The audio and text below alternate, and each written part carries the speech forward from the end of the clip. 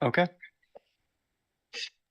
Okay, we'll call ahead and call the meeting to order, and don't believe we have an on-site packet. No. So any additions or revisions to the agenda? How about announcements? Other than Michaela. Yeah, welcome, Michaela. Glad you're here, our new board member. So we'll move on to approval of the minutes from September. They are on page 3 in your packet.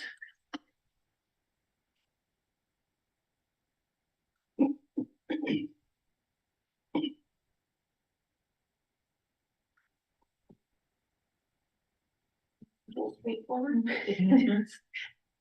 I'll make a motion to approve the minutes for Oreo and board member. Thank you, Lori. Here's a second.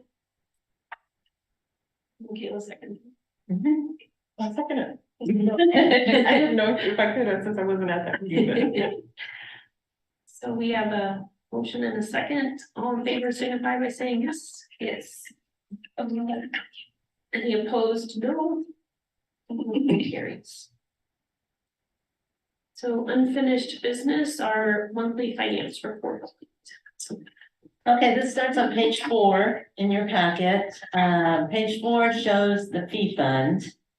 And I will tell you the fee fund, it seems to be staying pretty stable. Like it was 4,536,000 and some dollars. And this is October's report in here. I did get November report the other day, but it was too late to put in the packet, which is typically what happens. But it was like 20,000 less. So it's staying, pretty good around there. You will see, of course, most of our revenue is from licenses. That's no surprise at all. And, expenditures are staying pretty much the same. Some of our expenditures, we will pay like rent and stuff for a quarter. So it may look really big at that quarter when we paid it, but then we go 2 months without pay, so it kind of, it's not like a monthly thing that we pay all of that on a monthly. But actually it's staying pretty stable. And then on page 5 is the revenue that's come in, and you can see how it's been since with July. This is fiscal year 23 report that you have in front of you. Again, staying pretty stable. You'll see the licensing revenue kind of go up and down a little bit, kind of based on, if it's getting close to graduation and stuff like that, you'll see it go up. And then expenditures are on page 6. I'm sorry, this is such small print, but that's kind of the way it's sent to us. But you'll see the expenditures, and just to kind of let you know, when we do the budget, all of these are line items that we put stuff in the budget in. So that's why they're kind of broken down into line items here. So it's a little bit easier for us to follow. And then one thing I forgot to say on the revenue is we have to give $100,000 to the state general fund. So that will start coming out. And then once we hit that $100,000 mark, then we don't have to transfer any more over to state general fund. But we get no money from the state general fund. So When does that start coming in? it started at the end of the first of the fiscal year, right, Jill? Correct. Yeah, she just keeps it until she hits 100,000. And normally we hit 100,000 around October. That's very long. Yeah. Well, On page 7 is a summary of the monthly reports. This is for fiscal year 22, just to kind of show you, the ending cash balance, of course, is our fee fund. And just as a reminder, our fee fund is kind of like the rainy day fund for us. So that if a tornado goes through and takes off our office building upstairs and we have to start replacing some of that stuff, that would have to come out of our fee fund. Now we're doing pretty good in the fact that everybody has laptops. So as long as those laptops are not sitting up there, that would definitely help. But it is a rainy day fund, because there's always some comments, maybe it's getting too high, maybe it's getting too high. Well, if you think about what that has to pay for, it probably is not. So that's kind of monthly reports. Okay, any questions? Okay, how about an update on the fiscal 23-24-25 budget? Yeah, this starts on page 8. We are one of the agencies, that had to submit 3 years of budget. Some do not, some do. We fall into that like every other year. And so we had to submit for fiscal year 23, 24, and 25. Now, 23 was also submitted last year. So this year we would have made like any changes to it that we needed to. We had not submitted anything for fiscal year 24 or 25 yet. So those were new, so to speak. And I'm telling you this for a reason, because the process is that by September 15th, I have to have the budget in the budget software and the narrative and everything sent to the Division of Budget and Legislative Research. Legislative Research works on the governor's budget and the budget throughout the legislature. Division of Budget is the first one that gets our budget and starts working on it and stuff. So there's usually some questions from them. And what happened, what happened this year is for fiscal year 23, we asked for more money than we had last year. We really need to update the platform of our licensing software. Probably 50% of our licensees use their phone to do work with us. Okay, our platform is so old that doesn't support that very well. And so we're hearing from our licensees all the time, you know, you need to do something about this. You need to do something about this. We do need to update it. So we got, we talked to our vendor and we got projections about how it would be, but we needed to ask for some extra money. So I did a change package. That's what they call it, a change package, because we're changing from what we submitted before. And sent it in with I think a lot of justification. Adrian and I worked on this quite a bit. And you will see that they concurred with our revised budget request. However, what they did not concur with totally is the change package that we did. And that's on page 11. You will see their narrative here. So what they basically ask is, we can do an appeal. And that appeal, then they will take to the governor's office when they look at it. So I did an appeal. Adrian and I worked on even anything more that we could tell them. I mean, we gave them a lot of information. And it's not just licensing software update. We also want to purchase a software that will help us with open records requests. We're getting lots and lots and lots of those. They get very, very involved. And there's a timeline that we're expecting to stay on that doesn't really change based on the complexity or any of the factors playing into it.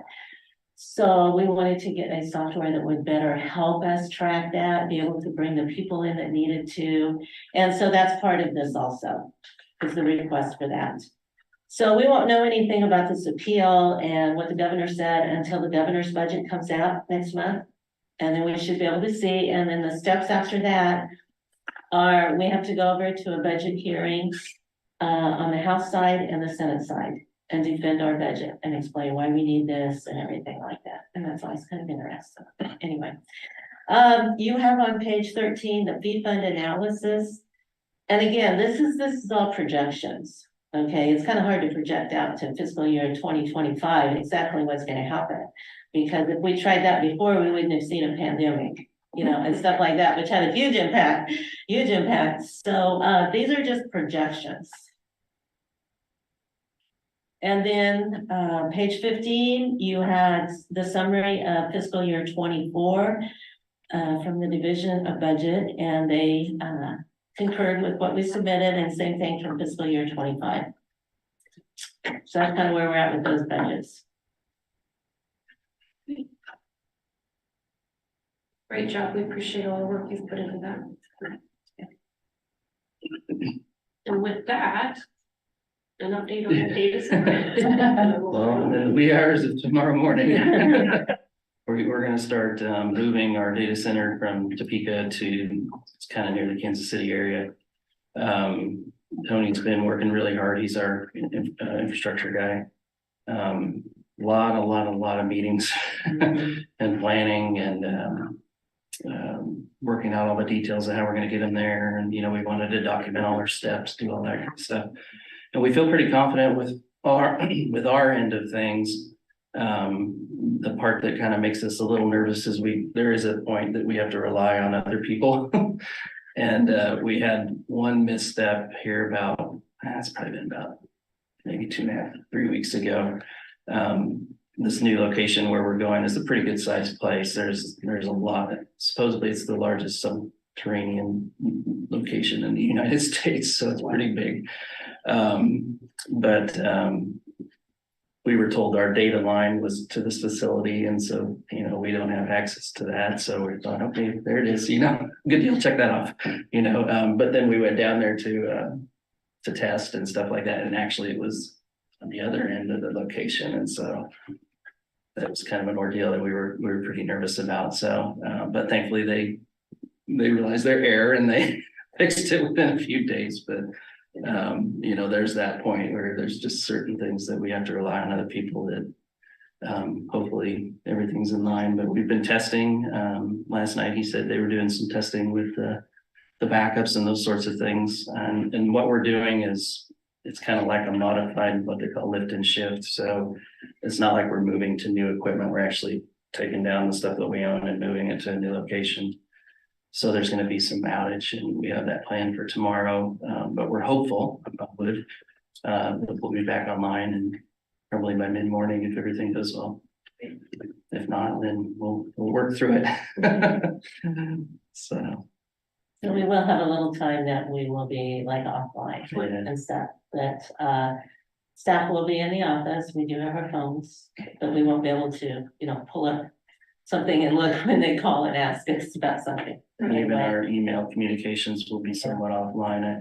We have a statewide email, but we use our systems to authenticate because we wanted it secure that way.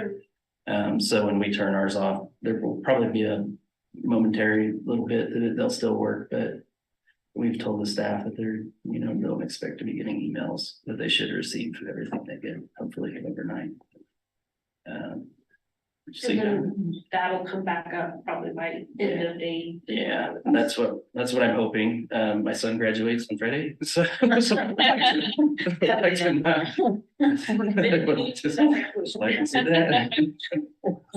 So all right, we'll be there regardless. But yeah, we're pretty confident. We're done everything we know to do, and Tony's worked really, really hard. So Yes. and Colton too. They've all been putting in time. So Well, and I know that this is rework of things that you've just done recently, so I guess that just makes perfect, but hopefully we don't have to do it again. So thank you very much for doing all that. Okay. New business, fiscal year 22 refunds. Yeah, I just wanted to report back to you on this. What we actually refunded in fiscal year 22 is $49,449. And we did a total number of 498 refunds. And just kind of, Jill keeps track of all of this, the reasons and stuff like that. 35% of them were because they submitted the wrong application. And just to kind of let you know, if the licensing staff gets something that doesn't exactly look right and they're thinking maybe they're confused, they're good about reaching out to those, but it's not our place to look at every application and say, is this really what you meant to do? And just some of the other reasons I'll tell you. The whole thing about having a multi-state license, they're still somewhat confused about that if they have a multi-state license in Missouri, they don't need to renew their Kansas single state. However, we've had some employers who told them, yes, you have to have both. So again, there's education for employers that has to be done and stuff like that. But the whole NLC thing still confuses some of them. Some of them, there was one that submitted 3 reinstatement applications and paid 3 times. That means they had to put their credit card information in 3 times before they stopped and said, something's not right. I need to wait and call or something like that.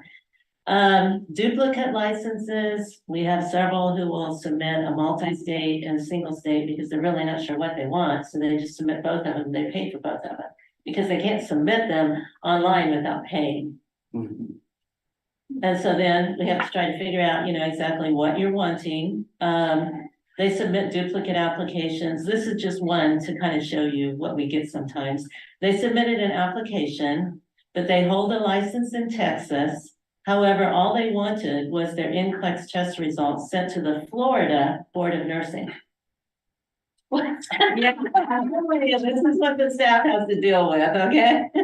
Trying to figure all that out, rather than pick up the phone and call and say, what do I need to do? No, they fill out an application, pay for the application. And they, it's very confusing. And, we look at our website a lot and how can we make it better? And unfortunately, I don't think they go down to there's an icon on there that says like start or something like that. And it will basically start asking questions. What do you want to do? Okay, I want to renew my license. Okay, it'll take me to this. Okay, and which license do you want to renew? Because if you're APRN, you've got an APRN and an RN license. Okay, and so it will take you on down. It's an algorithm. It basically, if they answered the questions, they probably end up with what they needed. But unfortunately, they don't do that. I'm not sure how to make it any better. But we do 498 refunds, I think is a lot. It takes a lot of Jill's time because she is the one who processes all of these. And we're hopeful that, if we get approved to do the upgrade, maybe there's something in the new platform that we can, tweak, but our system, although we've had like updates to the code and stuff, it basically is the same system from 2009. Is when we went live. And so I got to assume that they probably were building the system a couple years before. And just as an example, that would have been around the 2006, 2007 timeframe. And that there was no iPhones in existence in that day, and so people are doing their work. We're getting, I think Colton's looked and there's 40% that are coming in from mobile. And so there are some studies that say people, have a little bit harder time looking at a small screen than a big screen. So maybe there's ways to do that, but with it having, the multi-state and single state option, we kind of have to allow them to apply either way, because we don't know what their intent is. And although if they follow the algorithm that Colton's designed, it will lock them to it. But sometimes people just get in a hurry and they just start filling it out. So does staff have any comments or suggestions about how to move forward? I mean, that was sort of what led to the workflow thing. I mean, that was one thing that came up. I mean, they're trying, I think, to. And has the workflow helped? Is this a fewer number than what we have figured?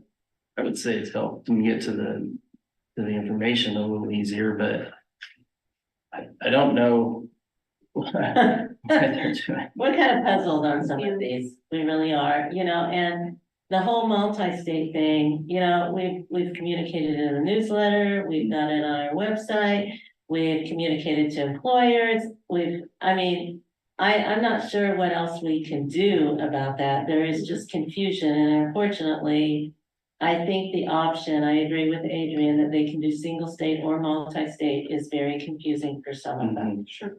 And I think we're seeing more going toward the multi-state as they graduate, which totally makes sense. Sure. The multi-state was the best thing to have during the pandemic because they can just come across the state and everything, and we know nothing about them. It's the employer who has to make sure that they have a multi-state license and all of that. But when they're faced with, applications, and I don't really know for sure what I want, I don't know what I want to do, so I'm just going to submit both of them. Well, we can't give you 2 licenses, so you got to decide what you have. And we even have the scenarios where people intend to come to Kansas, and so they apply, and then life changes or whatever, and then they'll immediately go to somewhere else, and then want a refund for the money that they had, and it, you know, or they realize they have a multi-state in, let's say, Missouri or Oklahoma or Texas or wherever, and didn't really need our Kansas license, you know, to do what they were intending to do. Yeah. So then they want a refund.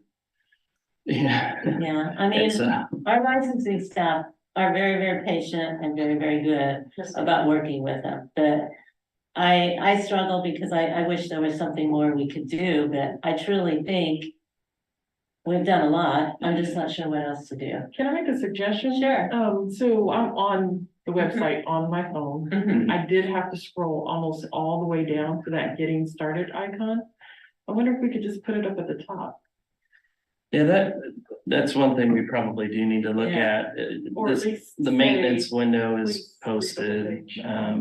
We had all these, I call them like COVID things, like Yeah. COVID bubbles, you know, we got a scroller and, probably time to maybe look at taking some of those notices off, because originally that's where everything was, just sort of the top.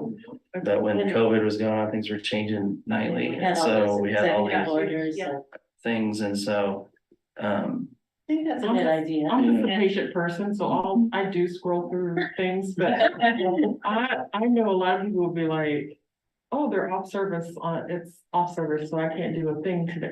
Yeah. That's the first. it's the first thing. See? Yeah, that's we use that red bubble is, and we want to get their attention about something. Yeah, And those will be, you know, I mean, those will be, that one particular one will be gone hopefully after Right. the holidays, but, you know, maybe those other ones now have served their purpose and maybe can be removed, which would bring everything up. So, Yeah, maybe we need to make them getting started much more prominent. and our website, you know, that was, Colton gets to play with that site that's really hard to manage sometimes. It was built 8 to 10 years ago easily. Yeah. At this point, which is pretty long time in the web world. I would be hesitant to take anything major on right at the moment, but maybe might be something we want to look at that can help us gain a little bit more insight. As we get through some of the other projects. and Yeah, the trend It's now pretty is expensive. quiz. The word quiz, so no one understands algorithm, but a quiz is the same thing. Mhm. So you'll see on social media where it says, take this quiz to see where you know, Mhm.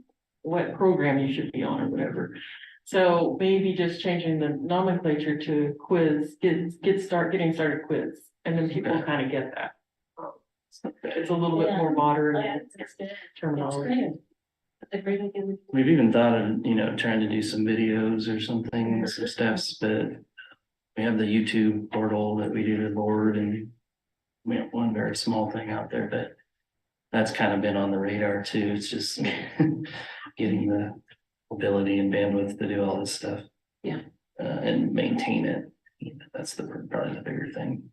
Maybe just changing a couple of those words and moving that to the top. Those Yeah. are kind of some quick trials that we can see Yeah. if we get some results. It'd be wonderful if we were to redo this at some point, to have like other people look at it than us, you know, Yeah. because we see our nomenclature and have students or whoever help us do Mhm. say, well, this doesn't, you know, maybe quiz sounds better. That would be nice, actually. They have some help with that. Well, thank you for the update. We'll Keep watching it, try to make some changes here. So agenda for March of 2023, obviously we'll. The hear about the monthly, Budget. yeah, and then I will provide another update on the fiscal year 23-24-25 because we're meeting like the third week of March, so the budget hearings would all be over because they usually start January, first part of February. We don't always know about the budget and what it's gonna look like until the mega bill is done at the very end. So we probably would not know by the third week of March, but yeah, I can fill you in on what I know. The data center will be at the new place. I'm confident in them. All right, not hearing anything else, we'll adjourn the meeting. Thank you very much.